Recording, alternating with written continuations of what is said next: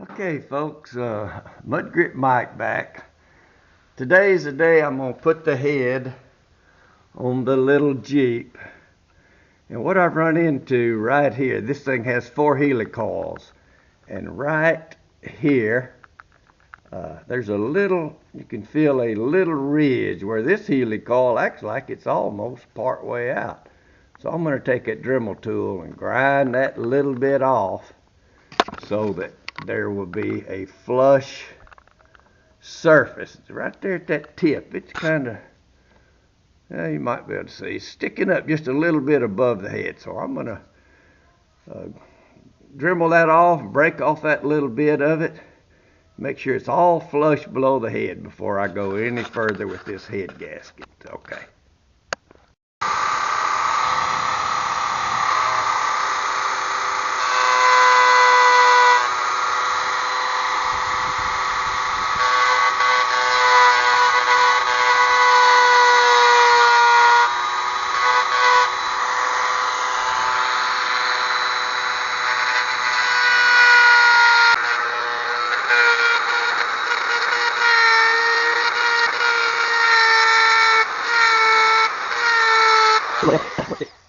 One of these magnets right there.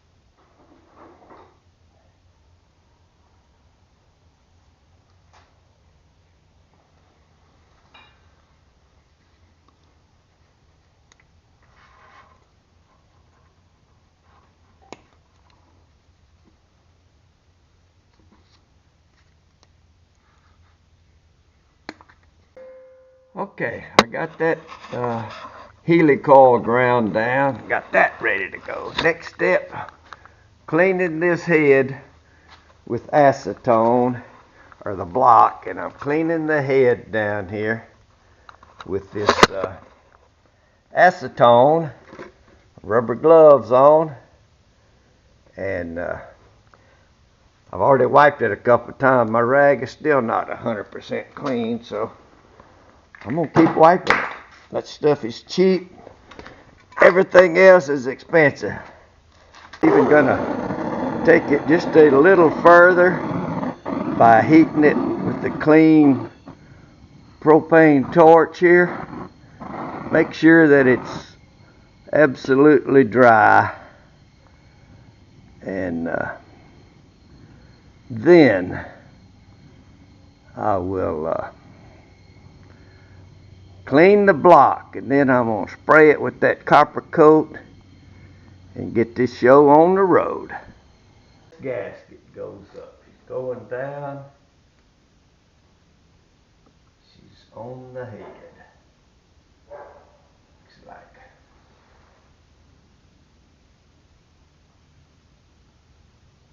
That looks pretty good.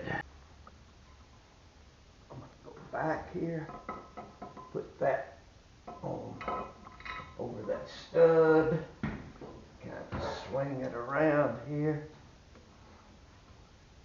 not touching yet.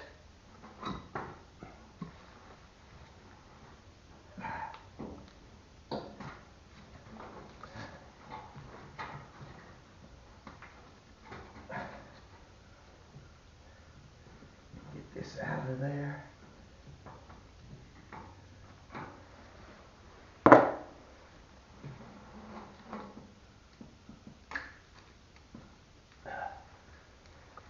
That looks like it. Well, it certainly hasn't been easy. There were many difficulties because this thing has 4 helicoils, and they aren't, one of these two or both of them are not exactly 90 degrees. So the head had to be shifted tiny bit, and that made some of the bolts hard. There you can see this ugly assortment because that helicoil got bad. That's what I did. I may have to take the whole thing apart again. I don't know. But got them all torqued to 65 foot-pounds. And we'll see, get on that exhaust manifold and stuff next. There's a little bit of noise here while I just get this back going. Just in case. Alright, now for putting the little carb on there. Hook it up. These little fine thread nuts. Well, sometimes it calls for a little stubby wrench to get in here. Use the open end. Well, that is just hard to get to. And we'll hook up the fuel line. I have an electric fuel pump on this little Jeep. So, let me back that off just a little. Okay, I hooked up the refrigerant or coolant sensing. Here's something pretty important. Let's put the distributor back on the distributor cap. It's got the notch over here. It's got a notch right there. Put that right here. And I do know I've got number 1 at top dead center. So firing is 1342. So I'll route those wires.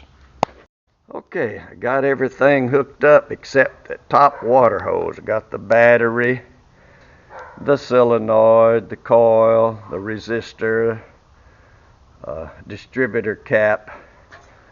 But I forgot the, I had taken off the fan. So I got to get my fan and put that on real quick while it's filling up. And then I'll put up that top water hose and I'll be ready to crank. So getting close. Okay, I pushed the 51 Willys out. Put the fan blade on it.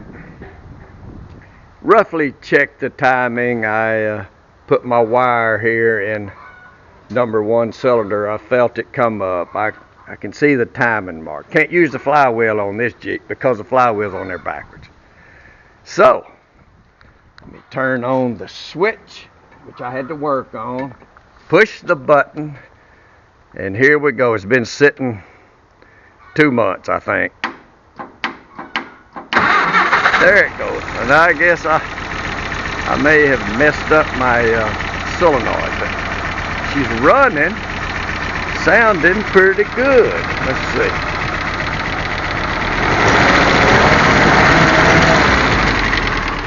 That sounds all right. Let's go over here. RPM is 9. Let's see. Can I get on it? 980, 990. I'll see if I can adjust this RPM a little bit to get it a little sweeter.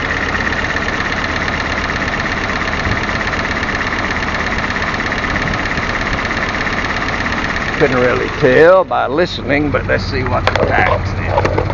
Well, there's bouncing around between 990 and 1,000. Pushed it a little bit more.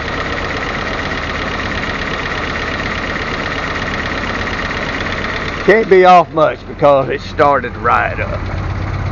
What's that? 10 to 10. 1,000. 10 to 20. So I think I'll lock it down right there. And back here at the tailpipe. Look at a little soot out there where I had been working on it, but certainly don't see any traces of water vapor. And, yes, that's going to be ugly right there, and I see a little bit of water in it. I'm going to talk to somebody.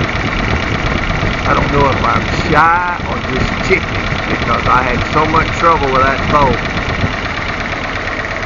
It may be something I live with. I really don't know. And I got stuff hanging on the inside here. I'm gonna put the starter switch back in the hole, get that fixed back up. But overall, did not miss it like it was, so I'm gonna call it about a half success anyway, and then get the air cleaner back on. So thanks for watching, and as always, go Trump.